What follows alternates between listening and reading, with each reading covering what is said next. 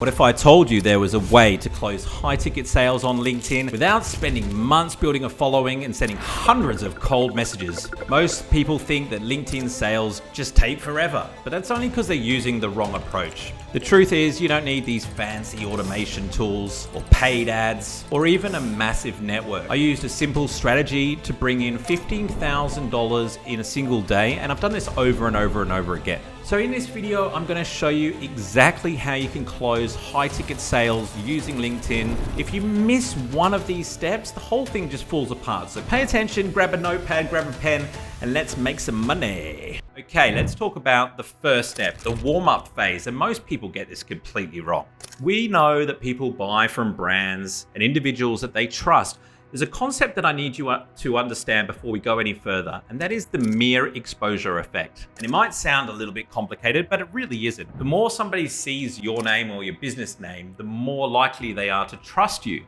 Why, you might ask? Well, simply because you're more familiar to them. All things being equal, if I was driving down the freeway and I saw 10 billboards advertising Coca-Cola, and then I stopped to get a cola or a soda, I'm more likely to buy Coke than Pepsi or Mountain Dew or Sprite, all things being equal, because I've seen their brand 10 times. Therefore, it's more familiar with me and I'm more likely to buy because it's just more trusted. And this is the same with you, right? So when you think of social media, this is how I think of social media, is how can I get more exposures in front of my target audience so I'm more liked, more trusted than the next guy. And so when it comes time to choose who's going to do your LinkedIn training or run your LinkedIn marketing, I'm the guy that comes top of mind. I'm got more likability, I'm more trusted. Now you can mess this up, right? Because if you just keep putting calls to action, boom, boom, boom, boom, boom, in front of people, you could bring negative brand sentiment. I believe in call to engagement, but social media is not a sales conference. It's a cocktail party. Would you go to a cocktail party and just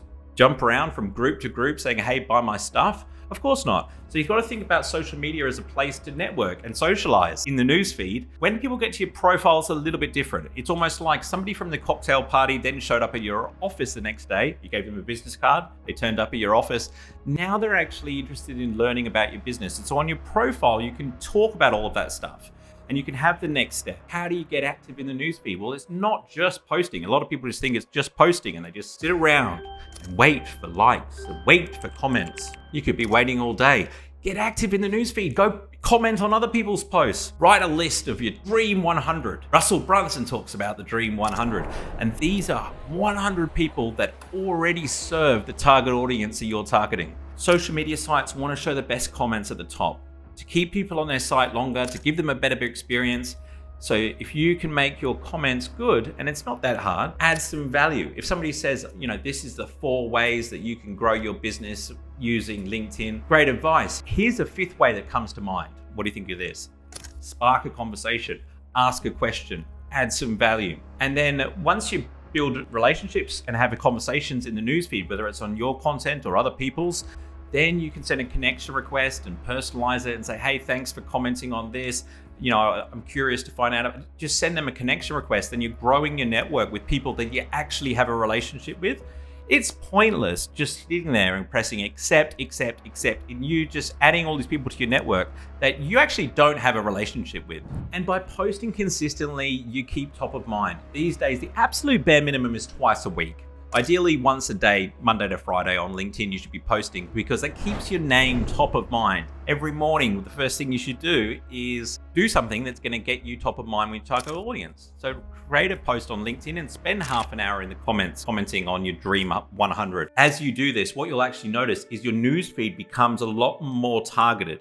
People who aren't active on LinkedIn, who aren't commenting on their target audience's posts, who aren't posting regularly, or are doing all those things but are using fake engagement tactics, their newsfeed's not relevant. These are the guys that put their hand up when I'm doing LinkedIn training and saying, oh, Nathaniel, yeah, hi, I've got 15,000 followers, but I don't get any sales from LinkedIn. It's rubbish. All the content on there sucks. It's all salespeople and all recruiters. And I know when they say that, 15,000 people, 15,000. That they've been reactive, not proactive, like who's in their network. It's not a reflection of LinkedIn at all. It's a reflection of who's in their network.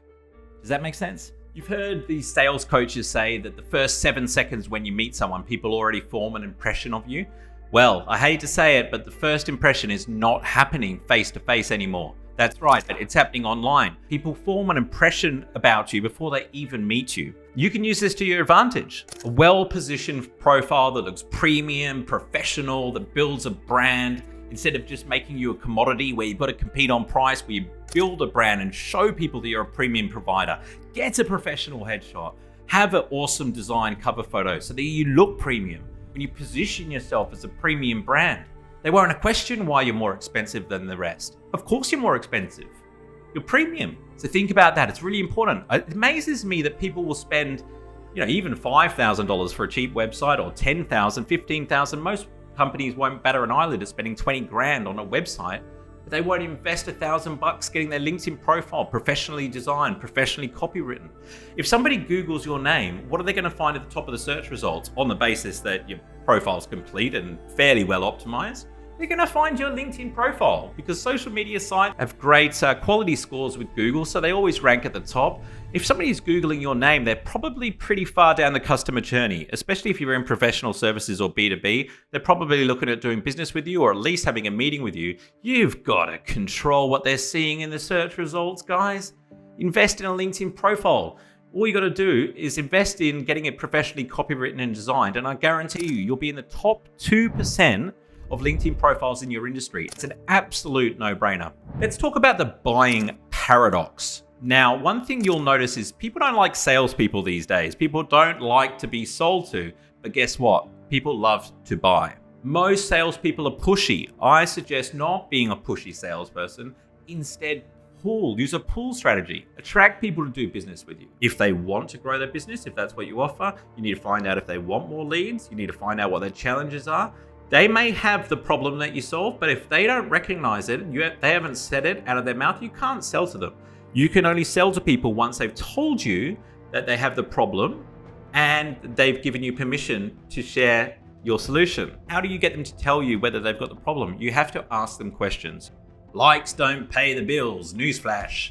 It doesn't matter how many followers you have or how many likes you get. I mean, sure, they're metrics that are part of the bigger picture, but it's all about building relationships, guys. If you've got 50 people in your network that you have a great relationship with, if you flew into their city, they'd give you a bed to sleep on, you got real relationships. You got 5,000 people that couldn't give a shit if you come into their city. That's not a real relationship, right? You want to look at the relationships that you have.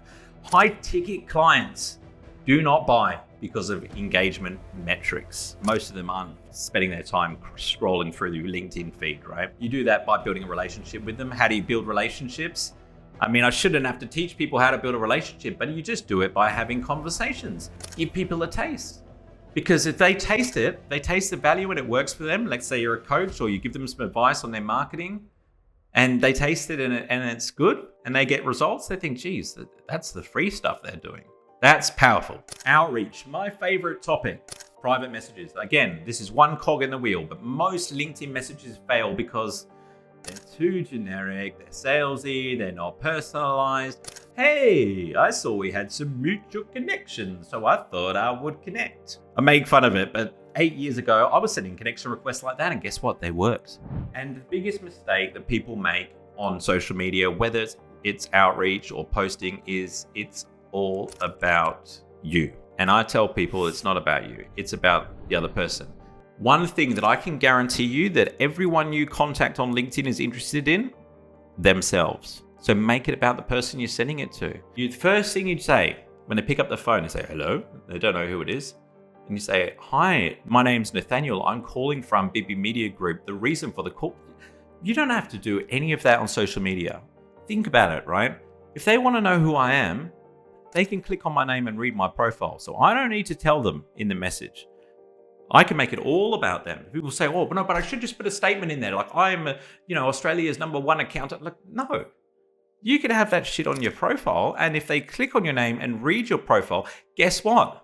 That's an inbound activity. Make it about the other person. Totally send someone a connection request and say something like, hey, I saw your post recently. I'm just curious. What are your thoughts on this? Have you come across this challenge before? How did you deal with it?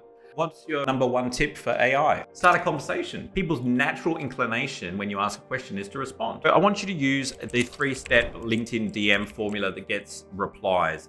Personalized opening, reference their content, achievements, industry, whatever. Just make sure you reference something so it's personalized. Offer value first. So share an insight or a non-threatening question. Did you know when it comes to sales that 80% of deals close after the 5th follow-up? 80%. 80% of sales happen there. Guess how many salespeople follow up 5 times? 8%. 8%, that's it. So if you would like to be in the top 8% of salespeople in the entire world, just follow up 5 times. You're in the top 8%, buddy.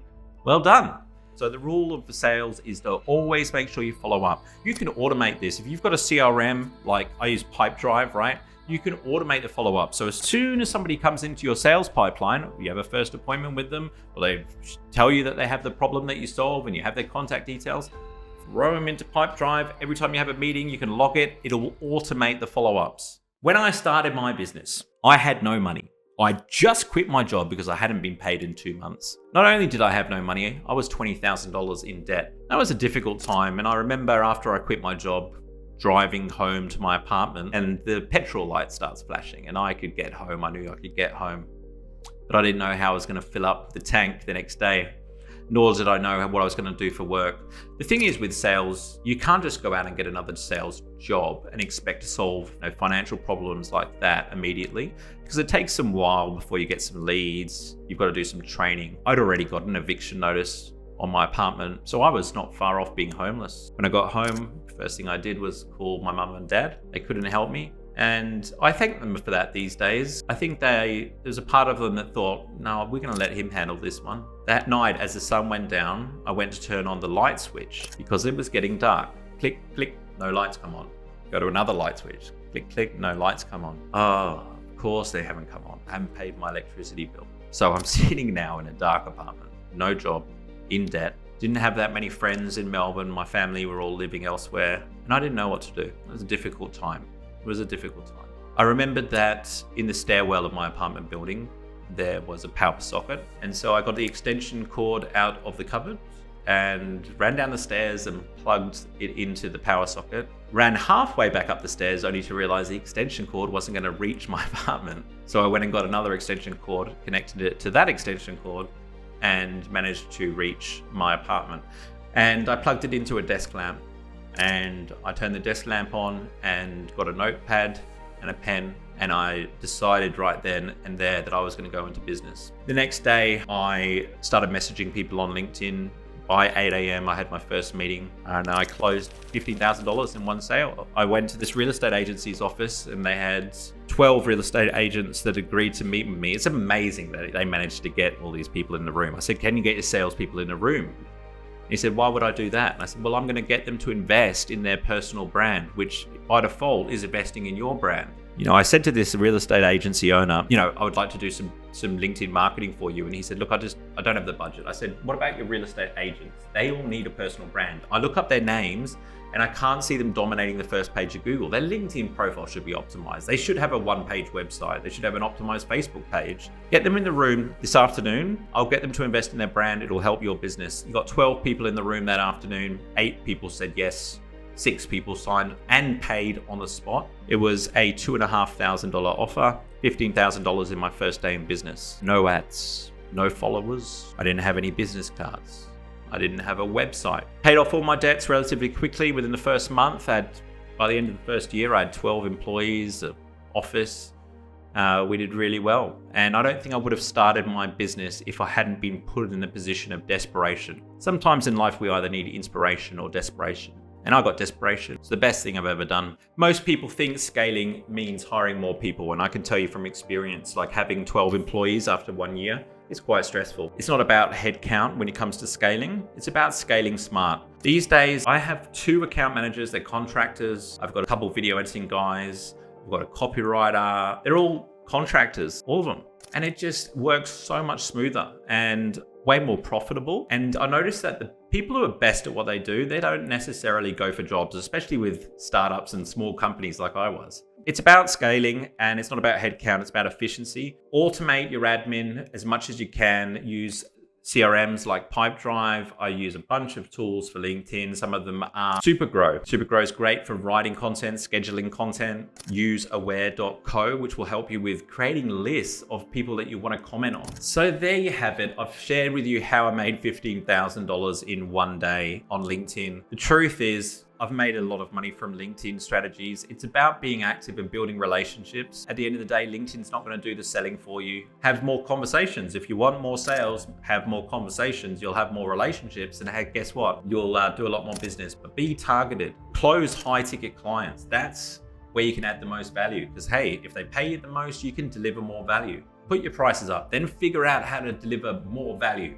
Don't sell to people until they've told you that they've got the problem that you solve and they've given you permission to tell them about the solution. Make your LinkedIn profile high converting and premium. Build trust, build exposures in front of your target audience. That will create demand. Keep it simple. Warm up your audience, offer value first, give them a taste of the pizza, and follow up at least 5 times. Most people will miss one of these steps, and that's why they fall flat on their face. Now it's your turn. You've heard the strategies, see the difference that it makes in your sales. If I know one thing, it's that you can do it. It's will you do it?